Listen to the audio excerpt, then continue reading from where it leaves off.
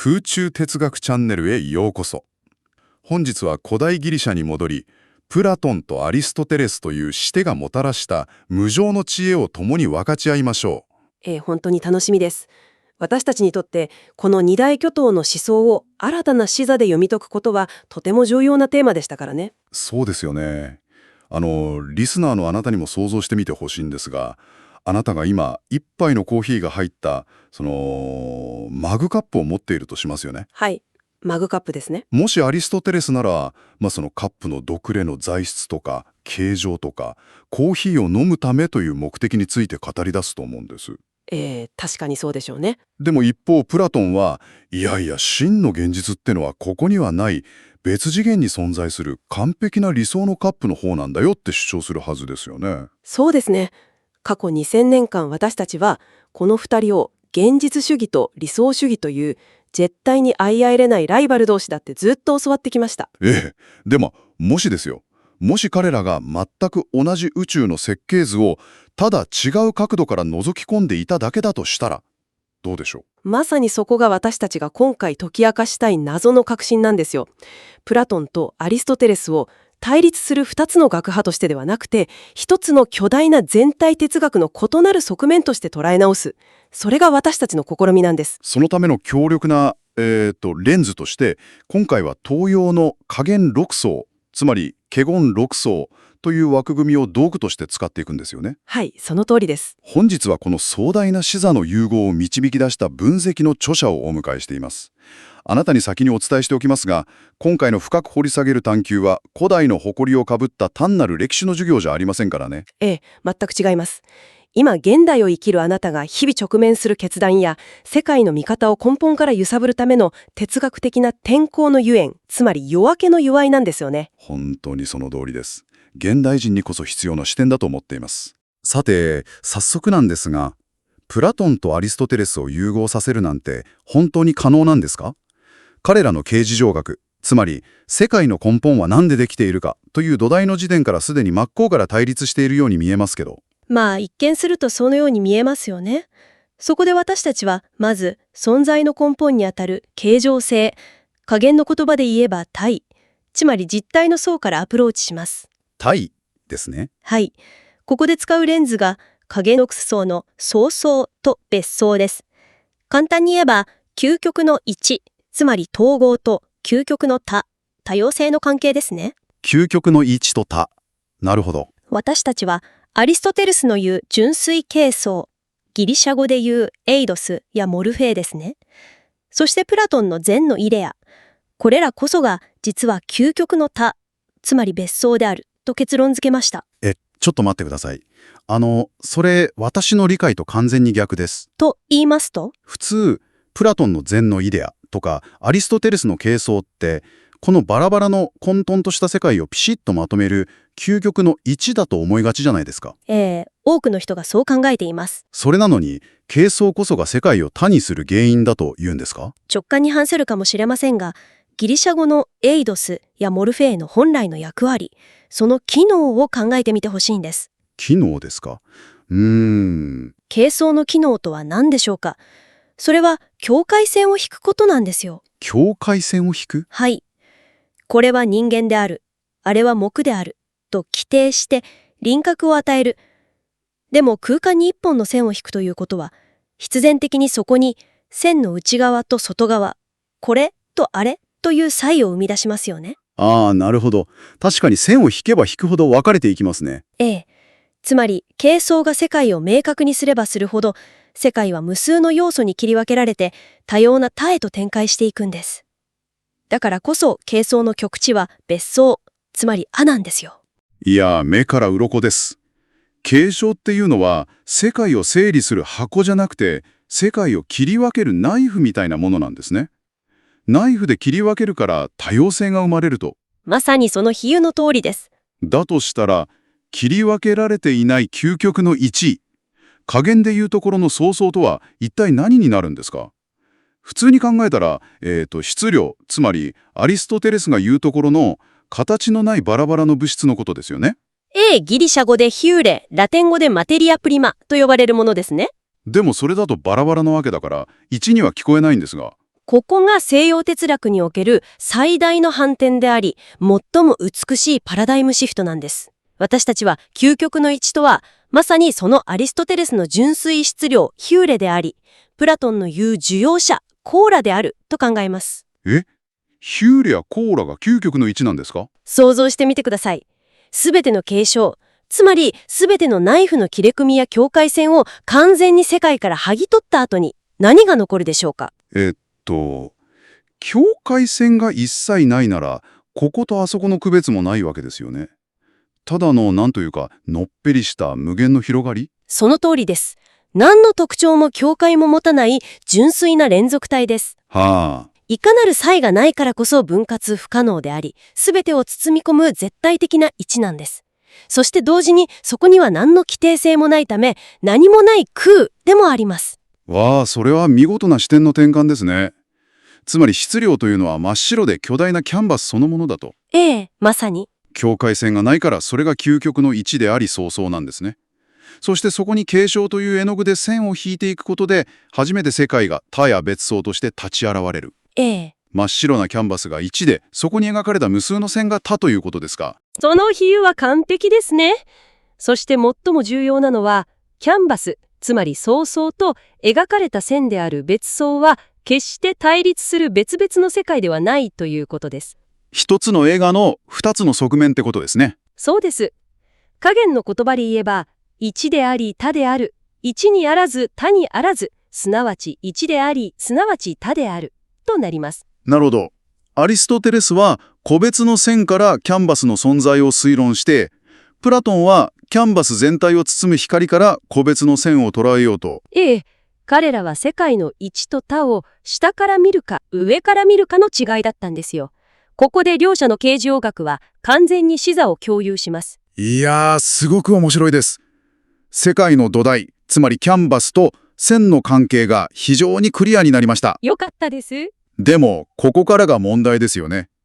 現実がただの線の引かれたキャンパスだとしたら、私たちの脳はその無数の線をどうやってパニックにならずに認識しているんでしょうか？確かにそこが次のステップになります。アリストテレスとプラトンは私たちの認知プロセス、つまり知識論をどう解き明かしているんですか？では次に知識論の層に移りましょう。加減目層ではこれを層、認識の構造と呼びます。ここで同層と異層を用いて解明するんです。同層と異層。私たちは知識を固定された辞書のようなものではなく、理想と現実の間を絶えず行き来するダイナミックな振動だと捉えています。振動ですか？私たちの脳が常に揺れ動いているような。はい。私たちが何かを認識する際、脳は常に2つの反する働きを同時に行っているんです。一つが同層、つまり全体を統合する共通基盤を見出す働きですね。共通基盤。ええ。プラトンの言葉では総合、ギリシア語でシュナゴーゲーや同じという大類にあたりますね。アリストテレスの言葉では類、ゲノスにあたりますね。対象の共通点を見つける働きですね。あ、これは前に見たあれと同じカテゴリーだな、とまとめるような。その通りです。しかし、共通点を見つけるだけでは、世界はぼやけた塊のままですよね。そうですね。全部同じに見えちゃいますから。そこで同時に、異相、つまり個別を区別する特異性を見出す必要があるんです。プラトンはこれを分割、ディアイレシスや異なるという多いと呼びました。アリストテレスだと？アリストテレスはこれを数社、ディアホラと呼びました。なるほど。ちょっと日常の例で考えてもいいですか？例えば、あなたが職場でぐちゃぐちゃなメールの受信トレイを整理しているとしますよね。ええ、よくある光景です。まず、これは全部領収書のメールだなとまとめる。これがプラトンの言う総合、シュナゴーゲーであり同層ですよね。はい、その通りです。でも次に、待てよ、こっちは交通費で、あっちは初期代だと細かく分ける。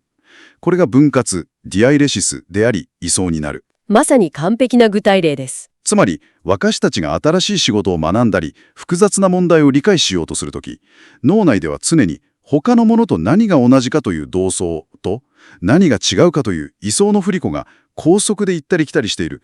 それが知識の正体だということですか？全くその通りです。動と意の間の絶えない往復運動こそが知識というプロセスの本質なんです。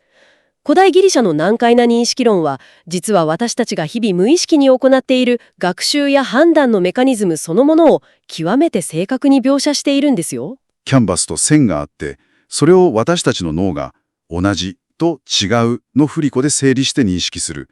すごく腑に落ちました。ええ。しかしそれで終わりではありません。そうですよね。知識を得て分かったで終わりじゃありません。私たちはこの現実世界でその知識を使って実際に行動しなければなりませんから。ここからは倫理や実践の側面について教えてください。もちろんです。加減6層ではこれを用、実践や作用と呼びます。清掃と構想という概念を使って倫理的実践を解明するんです。清掃と構想。私たちはこれを単なる善悪のルールではなく、現実世界における真理の実践的なダイナミズムとみなしています。地面だけ見ると作ることと壊すことみたいですが、ええ、まさに構築と解体です。まず清掃、つまり構築とは自分の中にある理想を現実の構造として作り上げていく実践のことです。ふむふむ。プラトンの文脈では真理への強い憧れ、つまりエロスによってイデアへ近づき、それを現実に分有、メテキシスしていく行動ですね。アリストテレスで言えばどうなりますか？アリストテレスなら、内に秘められた可能体、ドゥナミスが、現実体、エネルゲイアへと向かう生成、ジェネシスのプロセスであり、はい。最終的に目的を完全に実現した状態、エンテレケイアへと至る力強いダイナミズムがこれにあたります。言葉が少し難しいですが、要するにどんぐりが立派な樫の木に成長するみたいなことですよね。ええ、まさにそのプロセスです。どんぐりの中にある樫の木になる可能性、デュナミスが、現実の立派な木、エンテレケイアとして立ち上がる。私たちで言えば、スキルを磨いて自分を成長させたり、社会を良くするための新しいシステムを構築したりする。この作り上げることが倫理的な実践だというのは非常に共感できます。そうですよね。でも、全く理解できないのが次です。壊す。構想ってどういうことですか？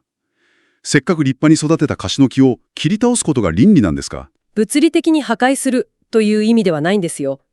ここが全体哲学の最も深く、そして現代人が忘れがちな部分なんです。と言いますと、私たちは清掃で何かを構築すると、それが成功したビジネスモデルであれ、自分の信念であれ、どうしてもそれに執着してしまいますよね。確かに手放したくなります。しかし、それに固執せず、強情化する前に手放すこと、これが構想なんです。手放す、執着を捨てるということですか？はい。プラトンはこれを肉体や古い感覚への執着から離れる浄化、カタルシスや哲学的死と呼びました。アリストテレスの自然学の言葉を借りると、新しい継承を受け入れるために古い形式が消え去る欠如、ステレーシスや消滅、フトラに回答します。なるほど。自分が過去に作った成功の方程式にいつまでもすがりついていると、世界の変化に対応できず、かえって周囲を抑えやったする老害のようになってしまう。ええ、まさにそういう状態です。だから一度作り上げた構造であっても、それが役割を終えたら、遺跡やく手放し、解体する勇気を持つ。構築することと手放すこと。この2つがセットになって初めて、真の倫理が完成するんですね。その通りです。真の倫理的実践とは、理想に向けて現実を立ち上げる生の力と、それが固定化するのを防ぐコアの自由を併せ持つことなんです。常に新陳代謝していくわけですね。はい。この絶え間ない新陳代謝があるからこそ、私たちは常にオープンで柔軟な視座を保ち続けることができるんですよ。作る勇気と手放す勇気。古代ギリシャの哲学が急に現代の私たちの生き方を鋭くえぐってきましたね。